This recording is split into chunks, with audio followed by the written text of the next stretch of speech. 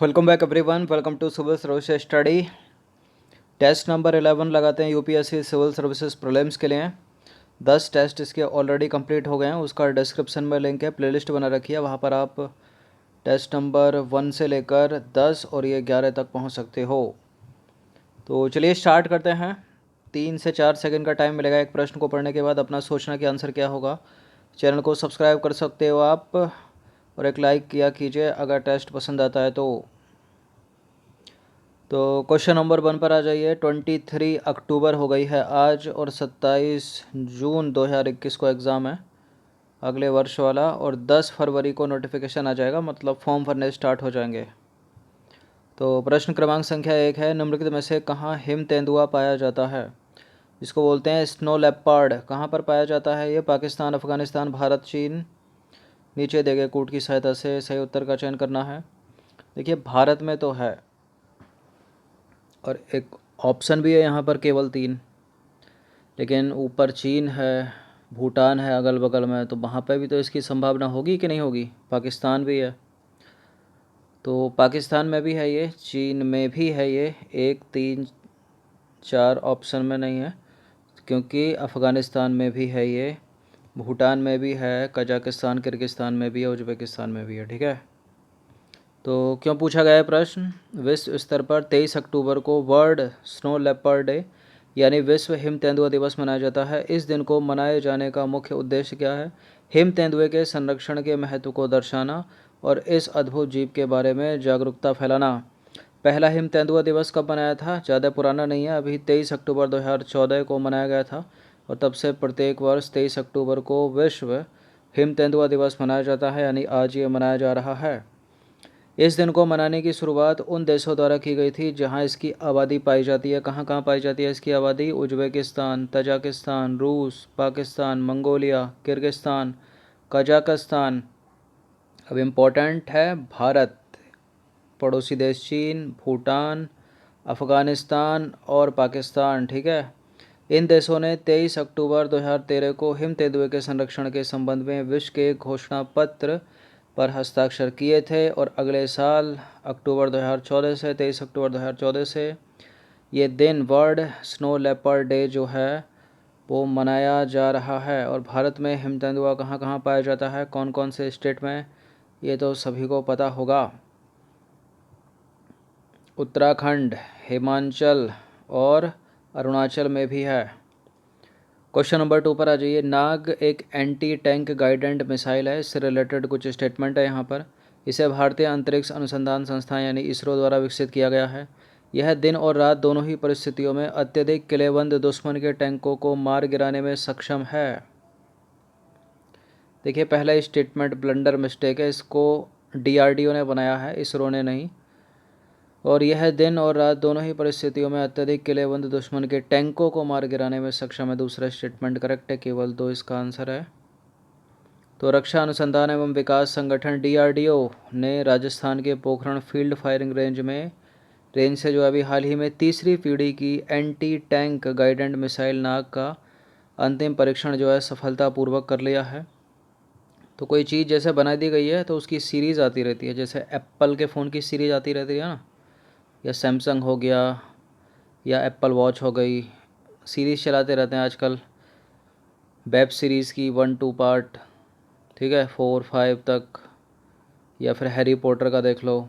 तो उस तरह से भी ये इसमें कुछ ना कुछ चेंज करते रहते हैं, एडवांस करते रहते हैं साल दर साल। नाम चेंज नहीं करते हर बार, क्योंकि ब्लंडर हो जाएगा फिर तो देखिए नाग एक एंटी टैंक गाइडेंट मिसाइल है जिसे रक्षा अनुसंधान और विकास संगठन डीआरडीओ द्वारा विकसित किया गया है, जो दिन और रात दोनों ही परिस्थितियों में अत्यधिक किलेबंद दुश्मन के टैंकों को मार गिराने में सक्षम है। इसकी परिचालन सीमा 500 मीटर से 20 किलोमीटर तक की है।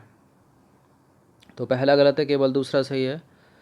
क्वेश्चन नंबर 3 पर आ जाइए। निम्नलिखित कथनों पर विचार करना है। पहला स्टेटमेंट है, अंतर्राष्ट्रीय ऊर्जा agency IEA international energy agency द्वारा 2019 में प्रकाशित विश्व ऊर्जा सांख्यिकी में कहा गया है कि भारत दुनिया में बिजली का पहला सबसे बड़ा उत्पादक है। 2017 में प्रति व्यक्ति खपत के मामले में भारत 106वें स्थान पर था। यहाँ कौन सा स्टेटमेंट गलत है?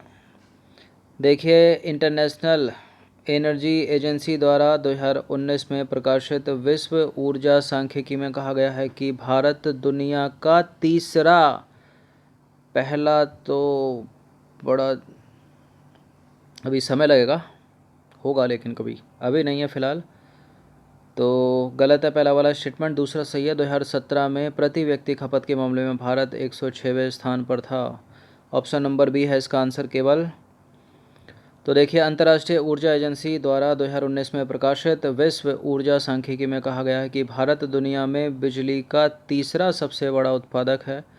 एक प्रश्न पूछा थंबनेल पर, उसका आंसर मिल गया होगा आपको। 2017 में प्रति व्यक्ति खपत के मामले में भारत 106वें स्थान पर है। क्वेश्चन नंबर 4 पर आ जाइए। वैश्विक लोकतंत्र सूचकांक वर्ल्ड डेमोक्रेसी इंडेक्स 2020 के संदर्भ में निम्नलिखित कथनों पर विचार करना है। देखिए, नॉर्वे इस सूचकांक में प्रथम स्थान पर है, मतलब शीर्ष पर है। किस सूचकांक में? वैश्विक लोकतंत्र सूचकांक में। और वैश्विक लोकतंत्र सूचकांक इकोनॉमिस्ट इंटेलिजेंस यूनिट द्वारा जारी किया जाता है। भारत इस सूचकांक में 10 स्थान गिरकर 51वें पायदान पर आ गया है। इकोनॉमिस्ट इंटेलिजेंस यूनिट है या फिर विश्व आर्थिक मंच है? इकोनॉमिक इंटेलिजेंस यूनिट ही है, करेक्ट है। और नॉर्वे शीर्ष स्थान पर है, प्रथम स्थान है वर्ल्ड डेमोक्रेसी इंडेक्स 2020 में। और भारत इस सूचकांक में 10 स्थान गिरकर 51वें पायदान पर आ गया है। देखिए, कुछ सूचकांक में द्वंद्व होता है, जैसे पीसीएस, अभी यूपी पीसीएस में कुछ प्रश्न पूछे। अधिकतर सूचकांक, अब जैसे 2019 का सूचकांक है ये, और ये रिपोर्ट जो आई थी कब आई थी? ये 23 जनवरी 2020 को आई थी। तो यहाँ 2020 लिखा है, लेकिन इसी प्रश्न को 2019 का बनाकर भी पूछ सकते हैं कुछ एग्ज़ाम में, ठीक है। अब अगली जो आएगी अधिकतर जनवरी या फरवरी के पहले वीक में आएगी। तो फिलहाल इसका आंसर तो यहाँ सारे के सारे हैं। ऑप्शन नंबर बी है इसका आंसर। 1, 2, 3 वैश्विक लोकतंत्र सूचकांक 2020 में शीर्ष पर नॉर्वे है। इंटेलिजेंस इकोनॉमिस्ट इंटेलिजेंस यूनिट द्वारा जारी की जाता है एक सूचकांक, और भारत 10 स्थान नीचे गिरा है और 51वें स्थान पर है। 1, 2, 3 इसका आंसर है बी। इस प्रश्न का उत्तर दीजिए तो निम्नलिखित कथनों पर विचार करना है। पहला स्टेटमेंट है, कोर मुद्रास्फीति वह है जिसमें खाद्य एवं ईंधन की कीमतों में होने वाले उतार चढ़ाव को शामिल नहीं किया जाता। श्रम बल को उन लोगों के रूप में परिभाषित किया जाता है जो या तो कार्य कर रहे हैं या काम की तलाश कर रहे हैं अथवा काम के लिए उपलब्ध हैं। जो काम कर रहे हैं वो श्रम बल है, या जो काम की तलाश कर रहे हैं वो श्रम बल है, या काम के लिए उपलब्ध है वो भी श्रम बल है? ये सब है श्रम बल, और दोनों के दोनों स्टेटमेंट करेक्ट हैं। इसका आंसर हो जाएगा ऑप्शन नंबर सी। भारत सरकार द्वारा संचालित उत्पादन लिंक्ड प्रोत्साहन योजना किससे संबंधित है? किससे संबंधित है उत्पादन लिंक्ड प्रोत्साहन योजना? सेवा क्षेत्र से नहीं है, कोयला आधारित उद्योग से नहीं है, और उर्वरक उत्पादन से नहीं है। यह है घरेलू विनिर्माण इलेक्ट्रॉनिक उद्योग से। ऑप्शन नंबर ए है इसका आंसर। तो देखिए, घरेलू विनिर्माण को बढ़ावा देने के लिए शुरू की गई उत्पादन लिंक्ड प्रोत्साहन योजना का विस्तार जो है 8 और अन्य क्षेत्रों में किया जाएगा। यह योजना इलेक्ट्रॉनिक उपकरणों और अर्धचालक पैकेजिंग सहित घरेलू विनिर्माण क्षेत्र को बढ़ावा देने तथा इलेक्ट्रॉनिक मूल्य श्रृंखला में बड़े निवेश को आकर्षित करने के लिए वित्तीय प्रोत्साहन का प्रस्ताव प्रस्तुत करती है।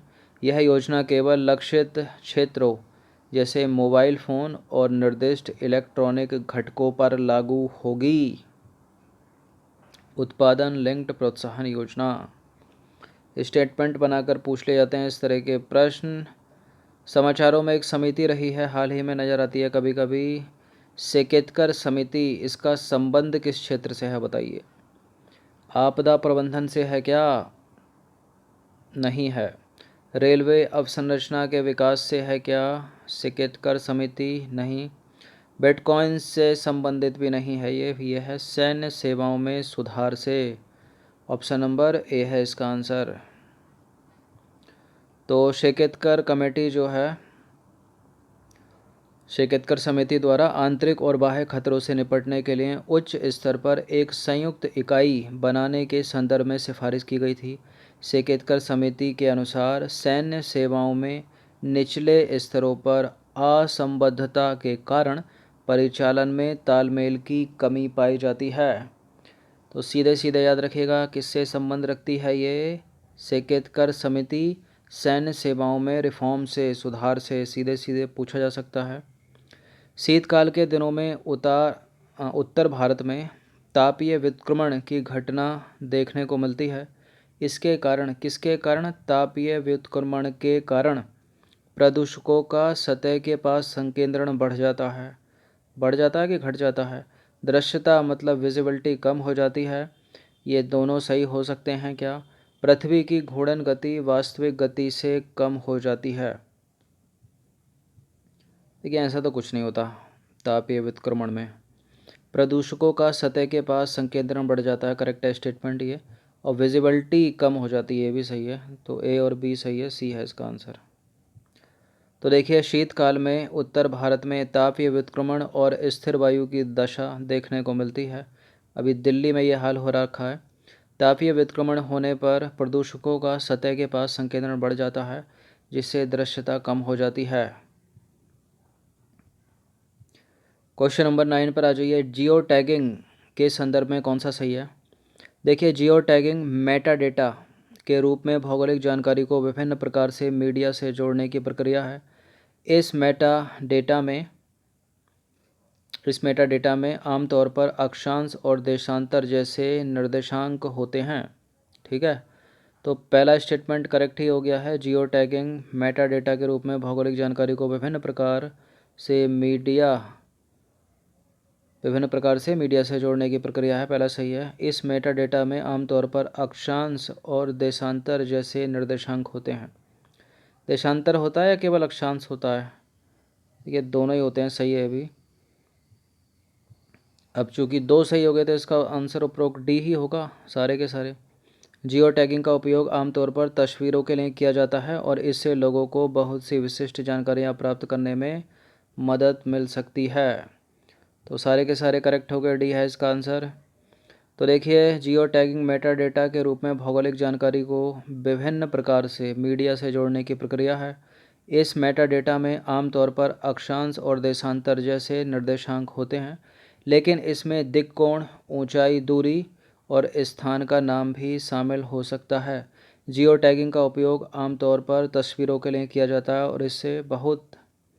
और इससे जो है लोगों को बहुत सी विशिष्ट जानकारियाँ प्राप्त करने में मदद मिल सकती है, जैसे कि तस्वीर कहाँ ली गई थी या किसी सर्विस में लॉग ऑन करने वाले मित्र का सटीक स्थान, ये सारी चीज़ें। क्वेश्चन नंबर 10 पर आ जाइए। अंतिम प्रश्न है ये। कुछ स्टेटमेंट है यहाँ पर, तीन बताना है कि इनमें से कौन सा सही है। पहला स्टेटमेंट है, पिछले 6 वर्षों में चुनावी खर्च की सीमा में कोई वृद्धि नहीं की गई है क्या? मतदाताओं की संख्या 834 मिलियन से बढ़कर वर्ष 2019 में 910 मिलियन हो गई है और वर्तमान में हो गई है 921 मिलियन। पिछले कुछ वर्षों में लागत मुद्रास्फीति में कमी आई है, कौन सा सही है? देखिए ऐसा तो हो नहीं सकता कि पिछले कुछ वर्षों में इन्फ्लेशन कम हो गई हो या लागत मुद्रा में कमी आई हो, गलत है स्टेटमेंट। बढ़ी है। तो जहाँ जहाँ तीन है उसको एलिमिनेट कर दीजिए। बाकी पिछले 6 वर्षों में चुनावी खर्च की सीमा में कोई वृद्धि नहीं हुई है। अब कोई स्टेटमेंट ऐसा तो है नहीं कि केवल 2 सही है, वरना अधिकतर पहले वाले की संभावना भी गलत ही हो जाती है। मतलब ऐसा माइंड में ख्याल आता है, लेकिन ऐसा नहीं है, नहीं की गई है, सही है पहला स्टेटमेंट। तो इसका आंसर ऑप्शन नंबर डी है, क्योंकि दूसरा भी सही है। मतदाताओं की संख्या 834 मिलियन से बढ़कर वर्ष 2019 में 910 मिलियन हो गई है और वर्तमान में हो गई है 921 मिलियन। तो देखिए पिछले 6 वर्षों में चुनावी खर्च की सीमा में कोई भी वृद्धि नहीं की गई है, जबकि मतदाताओं की संख्या 834 मिलियन से बढ़कर वर्ष 2019 में 910 मिलियन और वर्तमान स्थिति है 921 मिलियन की। तो पहला दूसरा तो सही हो गए। इसके अलावा देखा जाए तो देखिए लागत मुद्रास्फीति में भी वृद्धि हुई है, जो 220 से बढ़कर वर्ष 2019 में 280 और वर्तमान में 301 के स्तर पर पहुंच गई है। तो गलत है तीसरा वाला स्टेटमेंट। ऐसे जो है स्टेट पीसीएस में और यूपीएससी में भी स्टेटमेंट बनाकर पूछ लेते हैं। यूपीएससी ने इस बार कोई ऐसा प्रश्न नहीं पूछा, लेकिन 19 में पूछा था, 18 में भी पूछा था, 16 में भी पूछा था, 14 में भी पूछा था। ठीक है, जीडीपी को लेकर पूछा है 2 बार, तो 16 में और 17 में। तो 10 प्रश्न थे इम्पोर्टेंट, अच्छे से इसका रिवीजन कर लीजिएगा, कम से कम 2 बार तो कर ही लीजिएगा। धन्यवाद। थर्ड गलत है।